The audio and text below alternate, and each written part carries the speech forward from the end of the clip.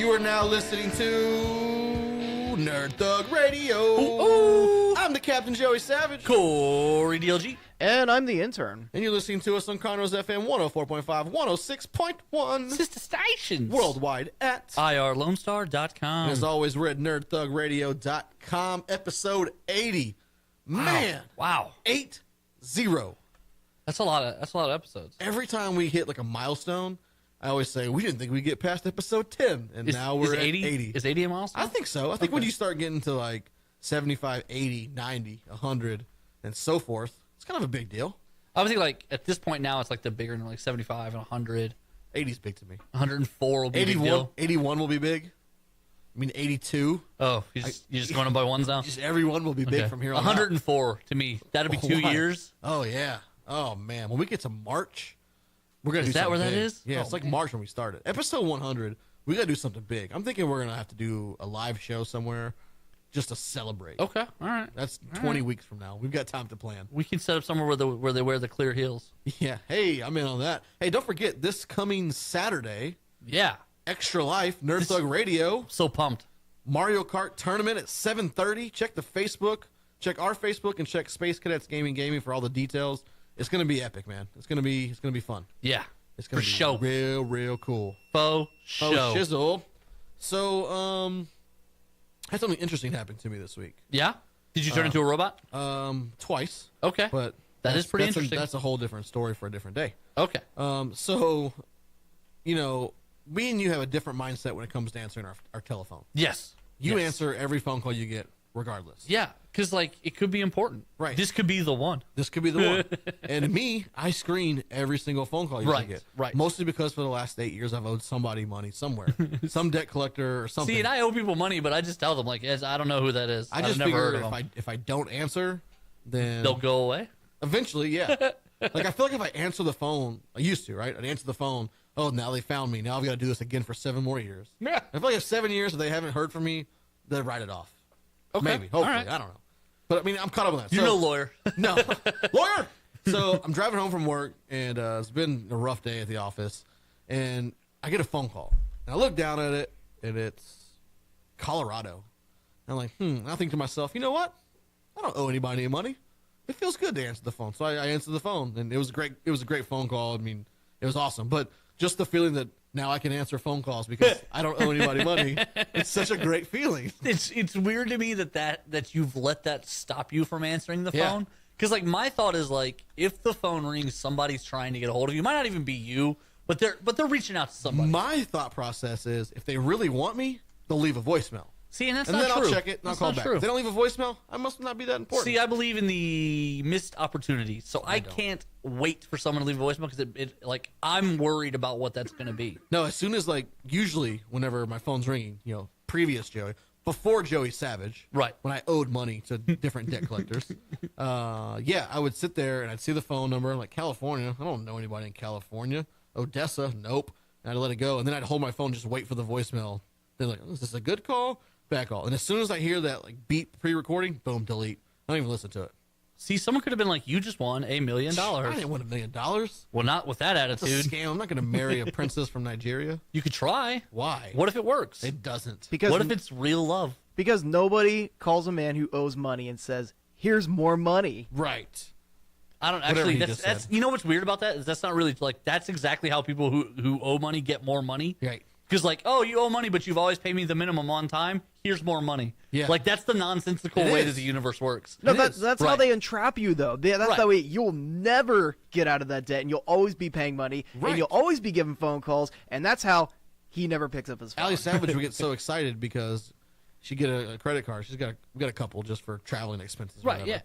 And she's like, "Oh man, they just upped my credit by another 10 grand." I'm like, "Oh great, 10 more grand we're gonna spend and get into debt." But no, now we're good. So now I feel free. Hey, if you want to call Joey Savage, you know, I'll answer. Put the phone number up under his face. I mean, I don't care. It's I'll a wonder answer. we're not making any money off this show. Oh, Right, yeah. I'll He's been answer. funneling it all into his debt. I'll answer the phone. So what about you? Anything interesting happened this week? Man, I unexpectedly have been off this week. Oh, okay. Yeah, the day job with a family member, we went on strike. Right. Yeah, we went on strike this week. So I haven't really done anything. I'm still undefeated in T-ball. Yeah, that's pretty awesome. Greatest team ever. Well, I mean, you've got one of the best Little League pitchers in the history of Little League pitching. They don't pitch though. I know, but he's one of the best Little League. We won 2 games this week, and he didn't play pitcher at all. Well, that's just you got lucky. Like you got to put your guy back in. I had a fight for my last win. Really? Yeah. So there's no protesting in T-ball. There's no crying in baseball either. There is not, Tom Hanks. But a protest is when an ump makes a bad call or enforces a rule incorrectly. You protest it. They mark it in the book. The league looks at it. If they realize he did make the wrong call, you can go back and replay it. Well, they don't have that. But I don't recall ever. I mean, I know that that's the rule in pro baseball too. Yeah. And but I don't recall them ever actually going back and replaying a game. So I don't know if it's ever even actually happened. As I umpired, I never had one of my games protested. Okay. So I have no experience with it. But this wasn't a protest, and that's how I explained it to the guy who was over our division and got things fixed. So we're playing a game. There's 2 outs. The bases are loaded. Okay. Okay? And we're up by 1 run. And they hit the little ball. The kid from third goes home, but we get the force out at third from the guy from second base coming over. That ends the inning. Well, Right. It's a force out. In order for the run to count, everybody has to get to their base. Correct. Safely. Correct. And so the ump calls the game, and then he walks off. Now, umpires, like most people don't know this about Little League. I don't know how it's for pros, but umpires aren't responsible for the score in Little League. Right. They call fair foul, safe out, ball strike. That's all the home team. Really? Yeah, fair foul, safe out, ball strike. That's all that they're not really concerned with the runs. How are they calling ball strike on T-ball? Well, they don't, but I'm Okay. saying that in Oh, Little okay, League. okay, In okay. Little League. And so the home team has to keep the score. Well, the home team put the run up. I was like, no, that's not right. That was a force out. And he's like, no, it counts. Like, no, it doesn't.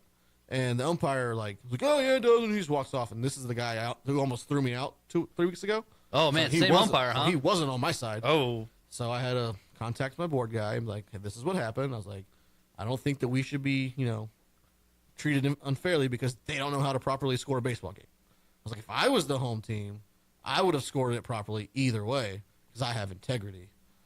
Got it fixed. So it went from a tie to a win? That's right. Okay. All right.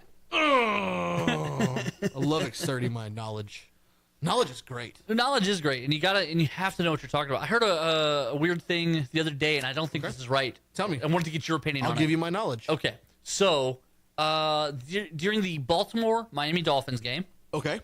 I believe it's the Ravens who they signal fair catch. Is this Color Rush night? Yes, it is. It is. So they Signal fair catch. They signal fair catch. Okay. He lets it bounce. Okay. It bounces to him. He grabs it and then proceeds to attempt to advance it. Can't do it. Can't do that. Right. Now it's 2 ways. Okay. Either when the ball hits the ground that nulls the fair catch, which I think is the rule. If you call fair catch and then let it hit the ground, no longer fair catch applies. But if that's okay, here's the completion of the play. This is why it's relevant. Yeah, tell me what happened. I'll give you my So he explanation. advances the ball. He gets hit as he's attempting to advance the ball. When he gets hit, the ball comes out. Okay. It looks pretty clearly like in the replay, the Dolphins go into the pile with the ball. The referees, however, don't rule who comes out of the pile with the ball, and instead they say the ball was dead the second he caught the bounced fair catch. That is correct. And that ends the play. That is correct. However, he attempted to advance it, which Doesn't matter. then is a penalty. That is a penalty. It's not a penalty. Yes, if you call fair catch and then attempt to advance the ball, that's a penalty. It's not a penalty. I'm pretty sure it is. I want to say at one point it was, but they went away with that. But yeah, Did they? As soon as you call a fair catch, you're giving yourself up from advancing the football. Correct. If you let it bounce, the ball is still live. Right. So if you grab it and possess it, the play stops there. See, I don't think it does on But if you call a fair I don't know, catch, man. the ball bounces, and you try to catch it and you drop it and you don't possess it, the ball's still live. Right. Because you can call fair catch, the ball will bounce, and they can go do whatever they want. Right. Or if it bounces off your knee, it's a live ball. But once you signal the fair catch, you have now given up your right to advance the football. And once you possess the ball, that's where it stops. Knowledge. Mic drop. Joey Savage, 2017, episode 80. Let's see. You reading it right now? I'm trying to find out if the bounce changes it, because I think the bounce does. The bounce does not. The bounce just means the ball's still live. Basically, when you're calling a fair catch, you're like, I'm going to catch it in the play. But if you don't catch it, the ball is still live, but you've given up your opportunity to press forward. So, Joey, let me get in here real quick. Sure. Knowledge. Yeah, when you make a protest in baseball and the league goes back and sees that it's not right, so do they – what do you mean by they go back? It's not like they can go after the game to reset the whole game. No, not the whole game. So that is what they would do. So what you do is you protest. You can only protest – you can't protest a judgment call. Judgment calls, as I mentioned earlier, are fair foul, safe out, ball strike. Those are judgment calls the umpire makes. So you can't question and protest any of those. What you can protest is – the umpire implying a rule incorrectly.